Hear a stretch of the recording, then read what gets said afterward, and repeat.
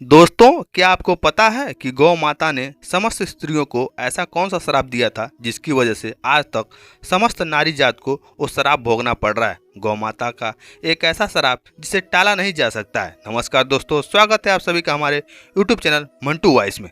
दोस्तों, एक समय की बात है जब भगवान भोलेनाथ अपने कैलाश पर्वत पर बैठकर पृथ्वी लोक के हर प्राणी को देख रहे थे। तब उनके पास देवर्षि नारद मुनि आते हैं और कहते हैं, हे प्रभु, आज मैं मृत्यु लोक में भ्रमण कर रहा था। तभी एक स्त्री ने पूछा कि पहले स्त्रियों के बच्चे होते थे तो वह पैदा होते ही चलने लगते थे, परंतु अब ऐसा नहीं है। यह क्यों है प्रभु?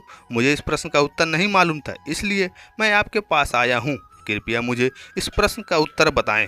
तब भगवान शिव कहते हैं, हे देवर्षि, तुम्हारा यह प्रश्न समस्त स्त्री जात के लिए अत्यंत महत्वपूर्ण है। अगर तुम इस प्रश्न के उत्तर को जानना चाहते हो तो ठीक है, मैं तुम्हें एक कथा सुनाता हूँ। तुमको इस कथा के माध्यम से पता चल जाएगा कि किस वजह से अब स्त्रियों का बच्चा पैदा होते ही चल नहीं पाता है। तब देवर्षि नारद कहते हैं कि प्रभु, मैं इस कथा को पूरा सुनूंगा, कृपया आप इस कथा को सुनाइए। भगवान शिव कहते हैं, हे देवर्षि नारद, एक नगर में एक रामचंद्र नामक व्यक्ति रहता था। रामचंद्र एक स्वार्थी व्यक्ति था। रामचंद्र के पास में एक गाय थी और रामचंद्र उस गाय को हरा भरा चारा खिलाकर उसका दूध निकालकर उस दूध का बिक्री करता रहता था। गाय के दूध की वजह से ही रामचंद्र अपने घर का दिनचर्या चलाता था। रामचंद्र का जीवन इसी तरह से व्यतीत हो रहा था। कुछ दिनों के बाद एक ऐसा समय आया कि जब गाय ने रामचंद्र को दूध देना बंद कर दिया। जैसे ही गाय ने दूध देना बंद कर दिया तो इधर रामचंद्र ने उस गाय को चारा डालना भी बंद कर दिया। और एक दिन रामचंद्र ने उस गाय को बहुत मारा पीटा और उसने उस गाय को घर से ले जाकर जंगल में छोड़ दिया। अब वह गाय बेचारी अकेली पड़ गई। जंगल में इधर उधर घूमती फिरती रहती थी और एक दिन जंगल में बने एक मंदिर के पास में पहुंची और भगवान से विनती करते हुए कहती है कि हे भगवान, हमें गाय की योनि में डालकर कितना गलत काम किए हैं आप। जब तक मैं दूध देती रही तब तक उस व्यक्ति ने मुझे अपने घर पर रखा, हरा भरा चारा खिलाया। जैसे ही मैंने दूध देना बंद कर दिया उसके बाद में उसने मुझे चारा भी नहीं डाला। इतना ही नहीं, उसने तो मुझे घर से बाहर ही निकाल दिया। अब मैं इधर उधर भटक रही हूँ। अब जंगल में चारा खाकर मैं अपने पेट को भरती हूँ। हे भगवान, आपने जो सर्वश्रेष्ठ योनि बनाई है यह तो कितनी स्वार्थी और लालची योनि है। धीरे धीरे समय बीतता गया। गाय बेचारी इधर उधर भटकती रही। वह गाय रामचंद्र के द्वार पर जब भी जाती तब रामचंद्र लाठी लेकर उस गाय को जंगल की तरफ भगा देता था। धीरे धीरे जब वह गाय एक दिन गर्भवती हो जाती है तो जैसे ही 3-4 महीने का गर्भ हुआ तो उसी जंगल में एक स्त्री गुजर रही थी। उस स्त्री ने जैसे ही उस गाय को देखा, मन में सोचा कि यह गाय तो गर्भवती है, मैं एक काम करती हूँ, इस गाय को मैं पाल लेती हूँ। जब इसका बच्चा हो जाएगा तो यही गाय मुझे दूध देने लगेगी। जैसे ही वह स्त्री उस गाय को पकड़ने के लिए अपने पति को बुलाने के लिए जाती है और जब तक उसका पति वहां पर आता है तब तक वह गाय वहां से बहुत दूर चली जाती है। धीरे धीरे और समय व्यतीत होता गया। जब उस गाय का प्रसव का समय नज़दीक आ गया था तब वह एकांत जगह में सुरक्षित जगह पर जाकर उस गाय ने एक बछड़े को जन्म दिया। कुछ समय बाद वही स्त्री उसी जंगल में घास काटने के लिए गई हुई थी। जैसे उसने दूर से देखा कि एक गाय ने अपना बच्चा दिया हुआ है तब वो स्त्री उसके पास गई और उसने बड़े ध्यान से उस गाय को देखा तो बोली, अरे यह तो गाय वही है, इस गाय ने तो एक बछड़ा दिया है, चलो अच्छा हुआ। वह स्त्री सोचती है, अब मैं इस गाय को पकड़कर अपने घर पर अवश्य ले जाऊंगी।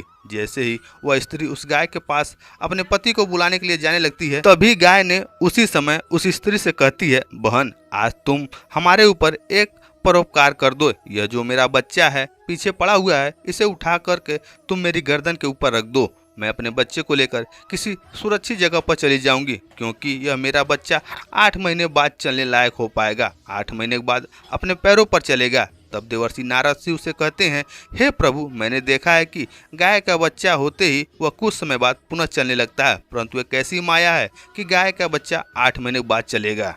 तब भगवान शिव देवर्षि नारद मुनि जी से कहते हैं, हे नारद, जैसा अब है ऐसा पहले नहीं था। पहले गाय का बच्चा 8 महीने के बाद ही अपने पैरों पर चलने लायक हुआ करता था। ये अब कहानी को लेकिन जैसे ही उस स्त्री ने गाय की बात नहीं सुनी तो वह जोर जोर से हंसने लगी और कहने लगी, तुम्हारा बच्चा इतना गंदा है और मैं तुम्हारे बच्चे को उठाकर तुम्हारे गर्दन पर क्यों रखूं? मैं तुम्हारे ऊपर यह उपकार क्यों करूं?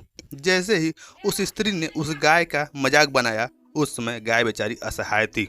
वह अपने बच्चों को उठा नहीं सकती थी। उसी समय गाय दुखी होकर स्त्री को श्राप दे दिया। उसने श्राप देते हुए कहा कि आज तुम्हारा बच्चा जन्म लेने के तुरंत बाद ही चलने लगता था, लेकिन आज मैं तुम्हें श्राप देती हूँ कि तुम्हारा बच्चा जन्म लेने के 10 महीने बाद ही अपने पैरों पर चलने लायक होगा। और जो यह मेरा बच्चा आज नहीं चल पा रहा है और यह आज के बाद पैदा होते ही बहुत जल्द अपने पैरों पर चलने लायक हो जाएगा।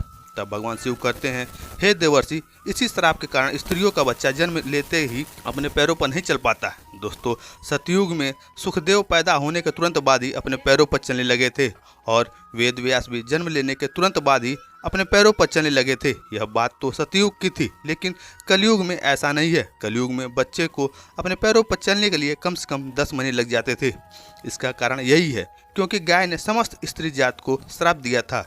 उसी दिन से समस्त स्त्रियों के जो भी बच्चे पैदा होते हैं चलने लग जाते थे, उनकी प्रक्रिया वहीं पर रुक गई है। गाय के श्राप के कारण स्त्री का बच्चा 9 से 10 महीने बाद ही अपने पैरों पर खड़े होने लायक बन पाते हैं और गाय का बच्चा उसी दिन से अपने पैरों पर चलने लायक हो जाता था। इसलिए किसी की आत्मा को कष्ट नहीं देना चाहिए और यही सनातन धर्म का सबसे बड़ा धर्म है। दोस्तों, दूसरों के दुख में दुखी हो जाना दूसरे के काम में सबसे बड़ा धर्म माना गया है, तो इसलिए हमें असहाय पशु पक्षी की सहायता करनी चाहिए। गाय के श्राप की वजह से जितनी भी पशु पक्षी हैं उन सबके बच्चे जन्म लेने के तुरंत बाद ही चलने लग जाते हैं, लेकिन स्त्रियों के बच्चों का इसका विपरीत प्रभाव पड़ता है कि जन्म के तुरंत बाद स्त्री का बच्चा चलने लायक नहीं बन पाता है।